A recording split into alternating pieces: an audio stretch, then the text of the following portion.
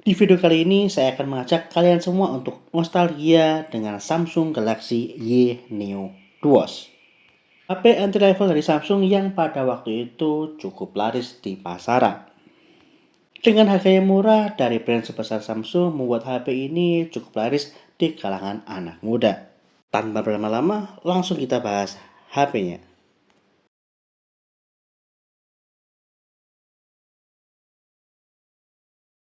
HP ini diluncurkan Samsung pada tahun 2013 dengan nama Samsung Galaxy Y Neo Duos S5312.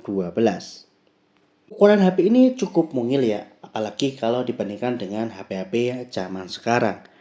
Full body ini terbuat dari plastik. Pertama-tama kita lihat bagian atas itu ada audio jack 3,5 mm. Lalu sebelah kanan ada tombol power. Lalu selanjutnya di sebelah kiri ada tombol volume up and down. Di bagian bawah ada micro SD dan juga ada mic. Di bagian depan ada speaker dan juga ada layar 3 inci yang resolusinya itu cukup rendah ya. Cuman 320 kali 240 pixel. Lalu ada tombol Physic Home, tombol Option dan tombol Back. Oh ya, bagian back covernya ini bisa dilepas pasang ya. Yang mana kita di sini bisa mengakses baterai, lalu ada SIM card dan juga ada micro SD. Kalau punya baterai double itu enak ya, habis tinggal ganti baterai yang baru lagi sebelum pada akhirnya nanti dicas. Lalu di bagian belakang ini ada kamera dan juga ada speaker di bagian belakang. Balik ke depan, di sini ada layar 3 inci yang resolusinya cukup rendah ya. Dan di sini ini brightness-nya sudah saya setting full, tapi ya masih cukup redup ya, apalagi di bawah sinar matahari. Tapi sebenarnya kalau dipandang melalui mata itu masih cukup oke sebenarnya. Walaupun bodinya terbuat dari full plastik dan juga mungil, tapi build quality-nya itu cukup kokoh.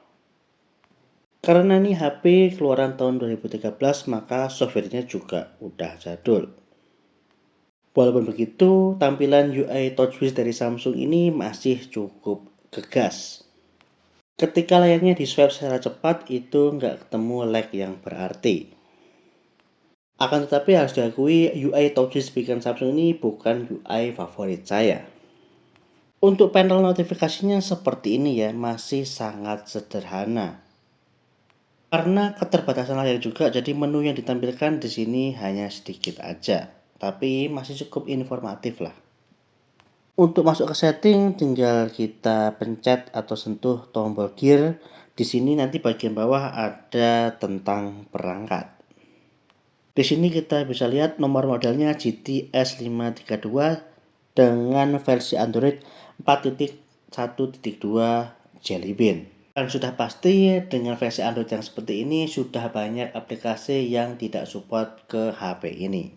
Jangankan support aplikasi ya, untuk login email aja itu cukup sulit atau bahkan nggak bisa ya. Jadi harus buat email baru.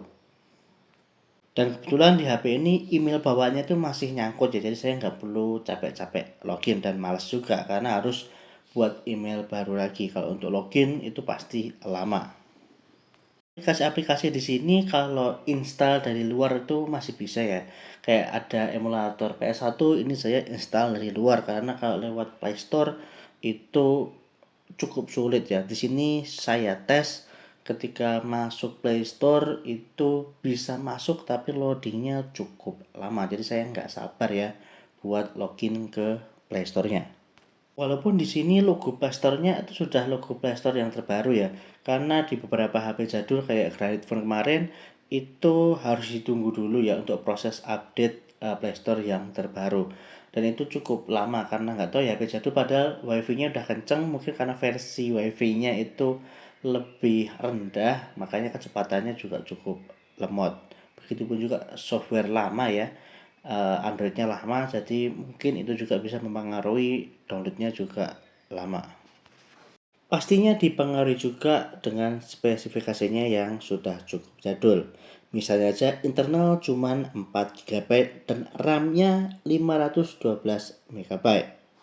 Wajar aja di 2024 ini untuk mengolah aplikasi itu cukup lemot.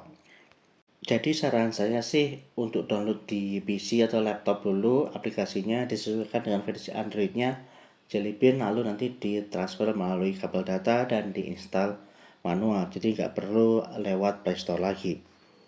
Dan sini saya install emulator PS1 untuk ngetes gaming nantinya.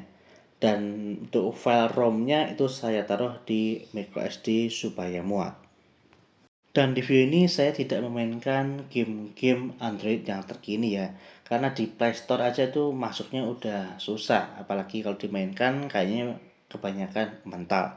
Jadi daripada buang-buang waktu, saya lebih baik ngetes yang bisa aja di sini.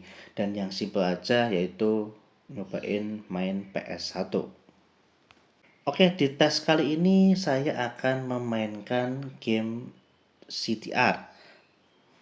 Game yang cukup populer dan juga cukup ringan ya buat dimainkan.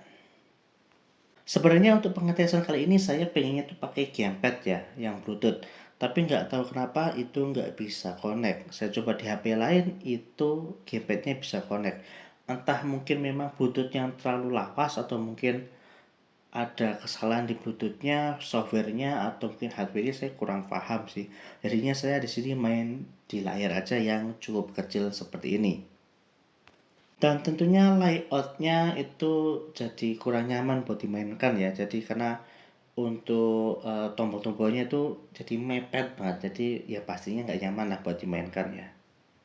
Dan ketika pengetesan ini, gamenya cukup berjalan dengan lancar di bagian menu maupun juga di ketika permainan. Ada beberapa kali frame drop tapi ya wajar-wajar aja ya. Sebenarnya masih playable buat dimainkan. Tapi ya itu ya sayangnya nggak tahu kenapa Bluetoothnya itu nggak bisa connect. Ketika saya pindai itu nggak ketemu. Mungkin versi Bluetoothnya terlalu lawas ya. Jadinya nggak bisa, atau bisa juga versi Android yang terlalu lama nggak disupport oleh gamepadnya. Padahal kalau bisa connect ini cukup memudahkan ya untuk pengetesan saya. Selanjutnya kita bahas kamera belakangnya yang cuma satu dan resolusinya 2 megapiksel. Oh ya, HP ini belum ada kamera depan ya, dan jaringannya ini juga masih 3G. Berikut sampel-sampel fotonya.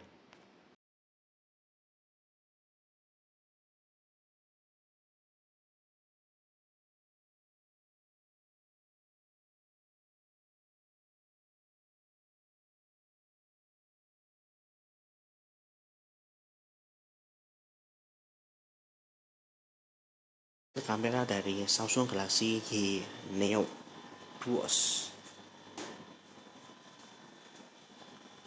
Waduh, udah kelihatan cukup burik ya. Tapi kalau menurut kalian gimana? Coba tulis di kolom komentar di bawah. Di tahun 2024 ini jelas HP Samsung Galaxy Y Neo 2 ini sudah nggak layak buat dipakai harian ya. Tapi kalau mau dipakai iseng buat dengerin radio ataupun juga buat dengerin musik ini masih bisa. Apalagi HP-nya mungil ketika dikantongin itu kayak nggak rasa bawa HP. Dan HP ini juga masih dilengkapi dengan micro SD. Mungkin itu aja ya pembahasan saya tentang Samsung Galaxy Y Neo 2. Kalau kalian punya pengalaman dan juga pendapat tentang HP ini, bisa tulis di kolom komentar di bawah. Terima kasih sudah menonton video saya dari awal sampai akhir. Saya Andi dari Thailand undur diri. Wassalamualaikum warahmatullahi wabarakatuh.